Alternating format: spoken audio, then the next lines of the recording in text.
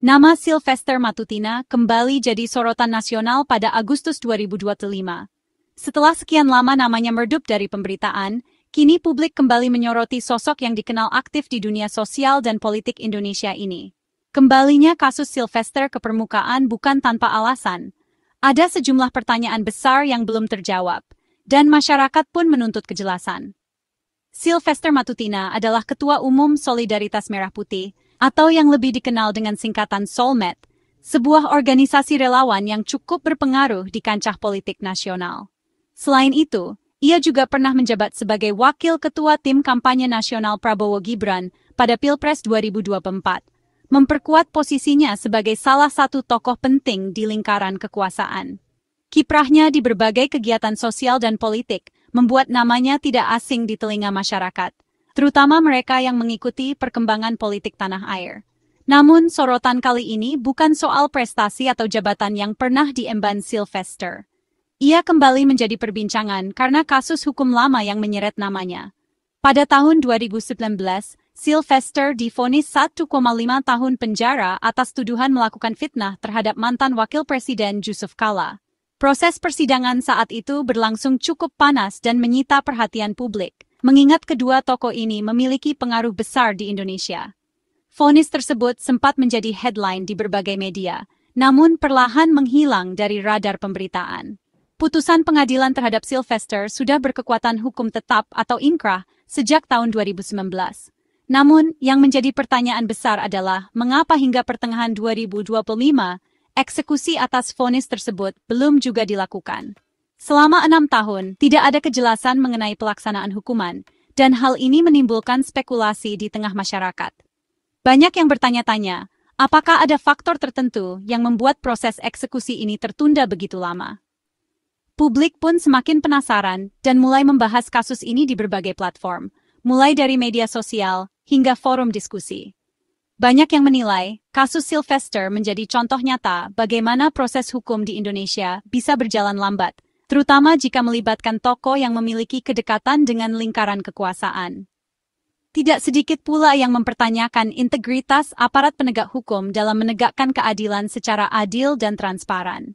Kasus ini pun menjadi ujian besar bagi sistem penegakan hukum di Indonesia. Banyak pihak menyoroti bagaimana aparat penegak hukum, mulai dari kepolisian, kejaksaan, hingga pengadilan, menangani perkara yang melibatkan tokoh-tokoh berpengaruh. Apakah hukum benar-benar bisa berdiri di atas semua golongan, atau justru tunduk pada kekuatan politik dan kepentingan tertentu? Perjalanan kasus Sylvester Matutina menjadi cermin persinggungan antara politik, kekuasaan, dan supremasi hukum di negeri ini. Kasus ini bukan hanya soal satu individu, tapi juga tentang bagaimana keadilan ditegakkan di tengah dinamika politik yang kompleks. Masyarakat kini menunggu, apakah hukum akan benar-benar ditegakkan tanpa pandang bulu, atau justru kembali menjadi alat kepentingan segelintir orang. Semua bermula pada tanggal 15 Mei 2017, sebuah hari yang kelak menjadi salah satu momen paling diingat dalam sejarah politik Jakarta. Saat itu, suhu politik di ibu kota sedang memuncak, hanya beberapa minggu setelah Pilkada DKI Jakarta yang penuh dinamika dan ketegangan. Banyak pihak terbawa arus emosi, baik dari kubu pemenang maupun yang kalah. Di tengah situasi yang belum benar-benar reda, masyarakat Jakarta seolah berjalan di atas bara api, menanti kejutan-kejutan baru di panggung politik.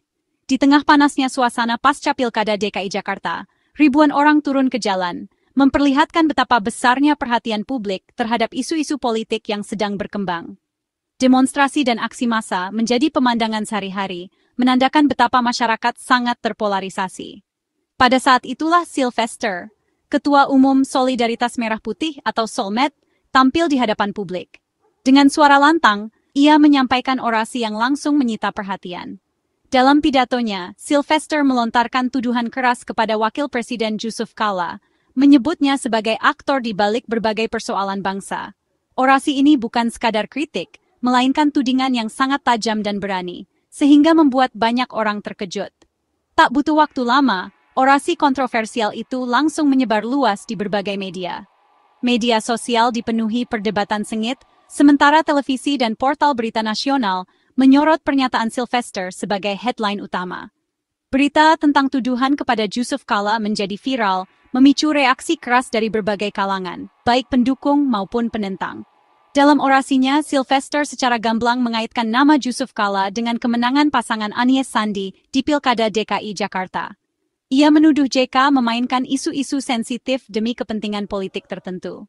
Tuduhan ini menambah panas suasana karena menyentuh ranah politik nasional dan melibatkan tokoh-tokoh besar. Namun, tuduhan yang dilontarkan Sylvester tidak disertai bukti kuat. Hal ini membuat banyak pihak mempertanyakan motif di balik orasi tersebut. Panggung orasi yang awalnya hanya menjadi ajang ekspresi politik, kini berubah menjadi awal dari sengketa hukum yang panjang dan rumit. Proses hukum pun mulai berjalan, melibatkan pengacara, saksi, dan berbagai pihak terkait. Api kontroversi pun tersulut, membawa Sylvester ke jalur hukum. Proses penyelidikan dan persidangan menjadi sorotan publik, dengan suasana tegang di luar dan di dalam pengadilan.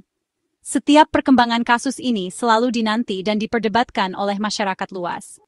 Inilah titik awal dari sebuah kasus besar yang akhirnya menyeret Sylvester ke meja hijau pengadilan, menandai babak baru dalam perjalanan politik dan hukum di Indonesia. Isi orasi Sylvester bukan sekadar kritik, tapi tuduhan spesifik dan personal. Ia menuding Yusuf Kala sebagai akar masalah bangsa, menggunakan isu SARA untuk memenangkan pilkada, dan punya agenda tersembunyi untuk Pilpres 2019. Sylvester juga menuduh JK melakukan korupsi dan nepotisme demi memperkaya keluarga. Semua tuduhan itu dilontarkan tanpa bukti, terekam media, dan menyebar cepat. Bagi pihak JK, ini adalah fitnah yang merusak reputasi dan kehormatan keluarga.